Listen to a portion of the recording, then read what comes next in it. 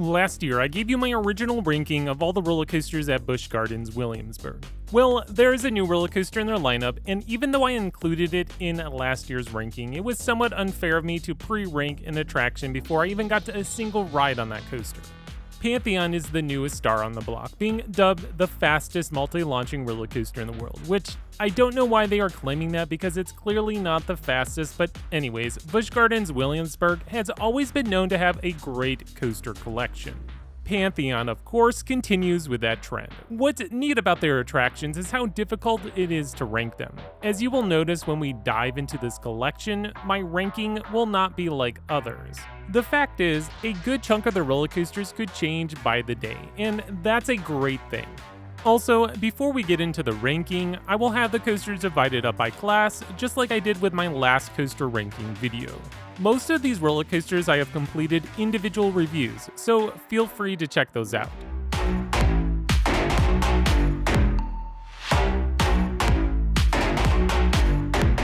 Starting off in the kiddie coaster classification, we have number 9, Grover's Alpine Express, built by Zero, opened in 2009. This is a slightly more intense kiddie coaster than usual, but other than that, you know what you're getting into. Alright, I only have one coaster that will make it into the dumpster fire, and please don't shoot me, but it's number 8, Loch Ness Monster, built by Aerodynamics, opened in 1978. I'm sorry, but I just don't like this ride. I keep giving it multiple tries with every visit, and Loch Ness continues to let me down. I know it's a classic, and the interlocking loops are super cool to look at, but beyond those two facts, Loch Ness is just not that great. The ride is janky, the loops are serviceable at best. Most of the ride is just spent climbing a lift hill, as this roller coaster has 2 of them. I'd like to see Busch Gardens do some serious work to this attraction, a la Phantom's Revenge style. Update the transitions, maybe get new trains, even though the ones that are just refurbished aren't that bad. But yeah, there's a reason why this coaster seems to be a walk-on majority of the time.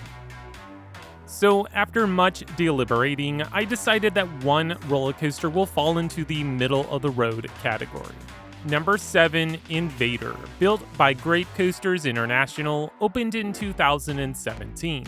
Being a GCI, this isn't a bad wooden coaster. The ride is still relatively smooth, and because of its lesser capacity and family coaster appeal, Invader always has a line. The ride experience is somewhat lackluster. There are fun moments of airtime, but when the ride feels like it's finally starting to pick up, it enters the brake run. The coaster interacts with the train, which is cool, but overall not much here to get me excited. The younger audience will enjoy it no doubt. As I said, this ride always has a line, but overall, it's a harmless attraction.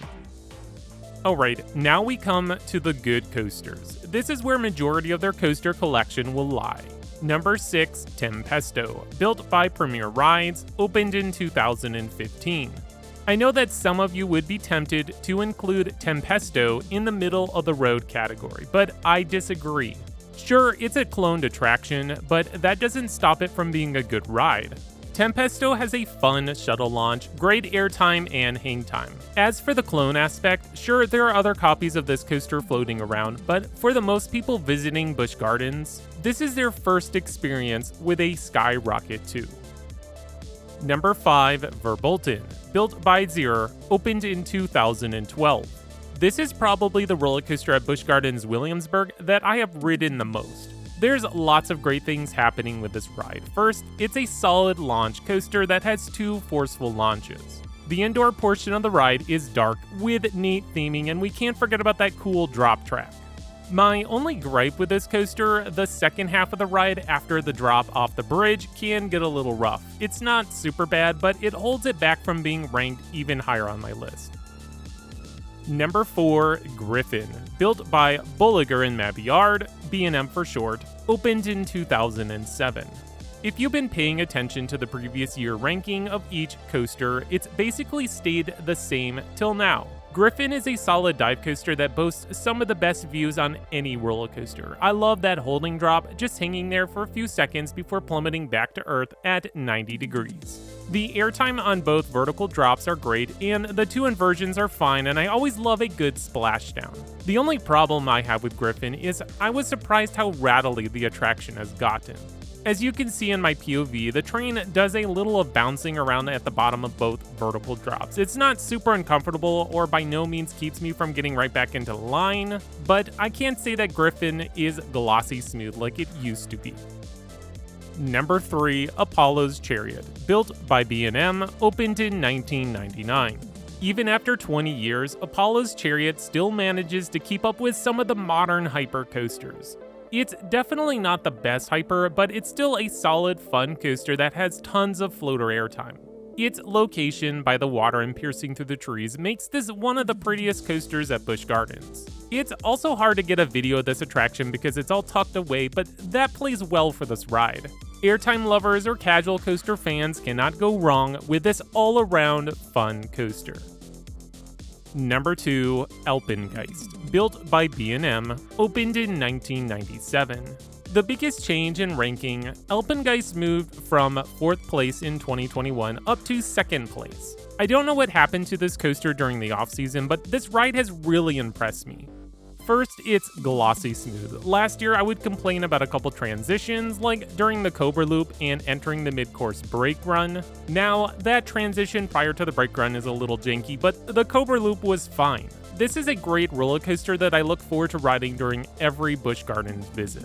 Expect to see Alpengeist move up in ranks with my overall inverted coaster rankings. So yeah, Alpengeist is smooth, super forceful, great inversions, snappy maneuvers, fun theming, especially during the second half. Now, for our final coaster, which also lands into my epic coaster ranking, number 1, Pantheon, built by Intamin Amusement Rides, opened in 2022.